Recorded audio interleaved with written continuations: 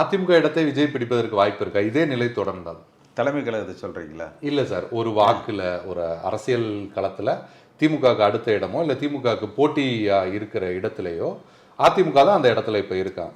மாற்று ஆட்சி வரதான் விஜய் அவர்களிடத்தில் இருப்பவர்கள் அதிகபட்சமாக 3 லட்சம் ரசிகர்கள். அவர்கள் ரசிகர்கள், அரசியல் பழகியவர்கள் அல்ல, அரசியல் தெரிந்தவர்கள் அல்ல. இந்த 3 லட்சம் பேரும் அவர்கள் வாக்களிக்கலாம். உற்றார் உறவினர் நண்பர்கள் என்று அவர்கள் முயற்சி செய்யலாம். உங்க கணக்குப்படி ஒரு எவ்வளோ சதவீதம், ஒரு அப்ராக்சிமேட்டா 8% 10% வாக்குகளை. ஆனா இது எல்லாமே விஜய் வளர்வதும் அவரது வளர்ச்சி தடுக்கப்படுவதும் எடப்பாடி பழனிசாமி கையில் இருக்கு. இவர் சரியாக அரவணைத்து சென்றால் விஜய் 3-4% இருப்பார்.